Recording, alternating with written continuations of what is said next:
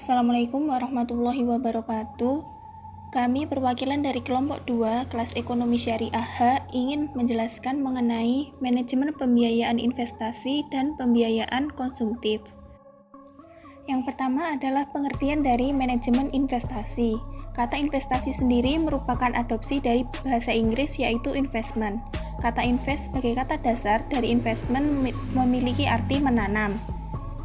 Pada umumnya, investasi merupakan suatu istilah dengan beberapa pengertian yang berhubungan dengan keuangan dan ekonomi. To use money, make more money out of something that is expected to increase in value. Lalu tujuan investasi ada 3. Yang pertama, untuk mendapatkan kehidupan yang lebih layak di masa mendatang. Yang kedua, untuk mengurangi tekanan inflasi. Dan yang ketiga, dorongan untuk menghemat pajak. Selanjutnya, tahapan pengambilan keputusan investasi. Yang pertama, menentukan kebijakan investasi. Kedua, analisis sekuritas. Ketiga, pembentukan portofolio. Keempat, melakukan revisi portofolio. Dan kelima, evaluasi kinerja portofolio. Kemudian jenis-jenis investasi ada 5. Yang pertama, investasi berdasarkan asetnya. Kedua, berdasarkan pengaruh. Ketiga, berdasarkan sumber pembiayaan. Keempat, berdasarkan bentuk. Dan kelima, investasi berdasarkan waktu. Selanjutnya adalah pengertian pembiayaan konsumtif. Pengertian pembiayaan konsumtif dalam arti sempit, pembiayaan adalah pendanaan yang dilakukan oleh lembaga pembiayaan seperti bank syariah kepada nasabah. Pembiayaan secara luas berarti pendanaan yang dikeluarkan untuk mendukung investasi yang telah direncanakan, baik dilakukan sendiri maupun dikerjakan oleh orang lain.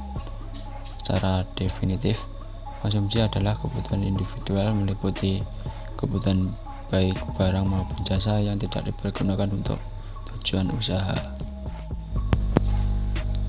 Adapun tujuan pembiayaan adalah yang pertama, untuk meningkatkan perekonomian umat.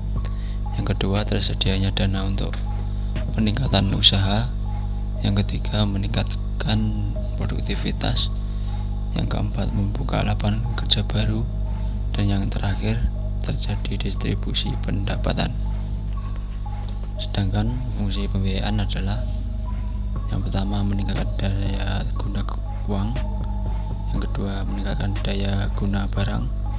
Yang ketiga, meningkatkan peredaran uang. Yang keempat, menimbulkan semangat berusaha. Yang kelima, stabilitas ekonomi dan sebagai jembatan untuk meningkatkan pendapatan nasional. Pembahasan selanjutnya yaitu mengenai pembiayaan konsumen berdasarkan kepemilikannya. Yang pertama yaitu perusahaan pembiayaan konsumen yang merupakan anak perusahaan dari pemasok.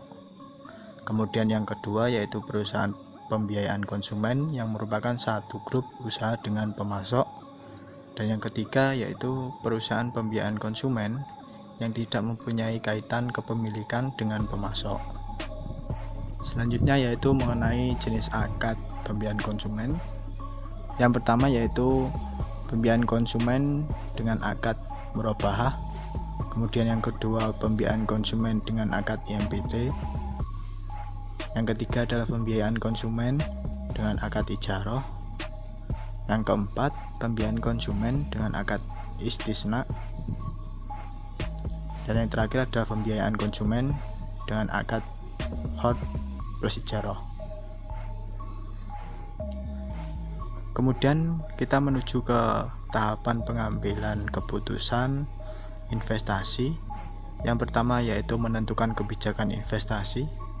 Investor menentukan tujuan investasi dan kemampuan atau kekayaannya yang dapat diinvestasikan.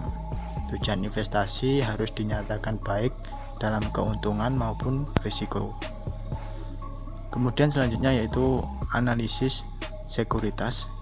Pada tahap ini berarti melakukan analisis sekuritas yang meliputi penilaian terhadap sekuritas secara individual atau beberapa kelompok sekuritas. Tujuan melakukan penilaian tersebut adalah untuk mengidentifikasi sekuritas yang salah harga atau misprice Tahapan pengambilan keputusan investasi yang selanjutnya adalah pembentukan portofolio.